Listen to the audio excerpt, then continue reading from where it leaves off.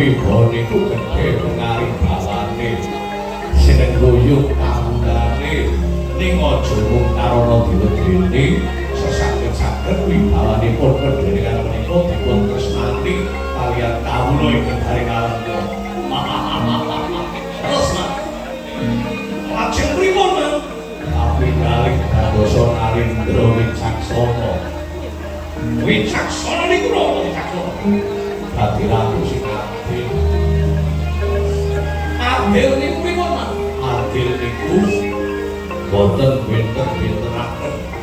Andhap asor luhring derajat. Wong sugih ya dirangkul, wong sing mlarat ya dirangkul, sing pejabat ya dirangkul. Dadi tegese ratu niku ngrangkul marang sedaya kawula. Wonten ing kita raja, wonten ing pradesan, ampun ngantos ratu niku sedewa sembilan. Nggih, terus saking kita raja dugi wonten ing pradesan sedaya kedah dipun rangkul, Mas. Nggih. Sing bodho, sing pinter, sing duwe pangkat, sing ora duwe pangkat kabeh dirangkul. Nggih, murid panjenengan niku dados Narendra ingkang wicaksana. Nggih. Lajeng pripun, Mas? Lajeng sapunipun wicaksana panjenengan kula gadhah sentosa lahir lan batine. Oh. Sentosane lahir niku napa? Awake kudu sehat. Seneng olahraga. Awit sarasing badan niku kenging kangge ngrampungaken marang jejibahan. Napa kula niki mboten sehat? Jenengan iki sehat banget. Mboten namung sarasing badan nanging sarasing batin. Batin niku kudu waras, awake waras batin ora waras. Niku nggih mboten sae nggih. Sarananipun pripun? Manem bae ngarasane Gusti lumantar agami kapercayan kang rinasuk.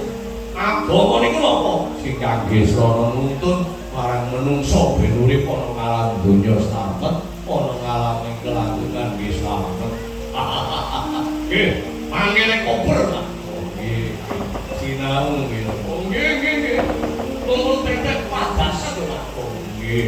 Lah jenengan anak Wisrawa niku nggih kudune yo taruna kuwi bapa.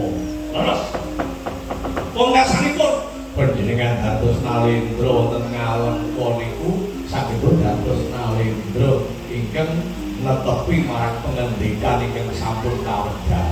Nek janji karo kawulane kudu netepi marang janjine. Ajining diri saking lati, ajining salira saking busana apa pangkate ratu yen ngendikane mangsa pincring uripe ora kajen. Najan wong cilik yen ngendikane kula dudemi uripe badhe kajen niku nggih. Kadhangan kula dhateng kangge rahwana anggenipun panjenengan nerusaken kaliyan perjuanganipun ingkang eyang somarila.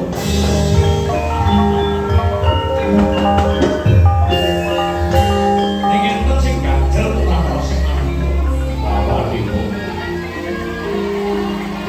Bapak kula sing akhire sampeyan. Apa ingkang niku dudraka niku.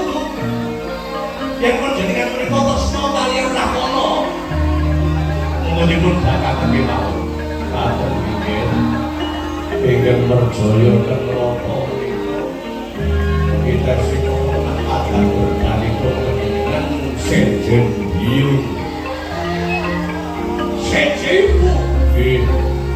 Panjenengan putranipun Wisrawa ingkang akan Sugesi.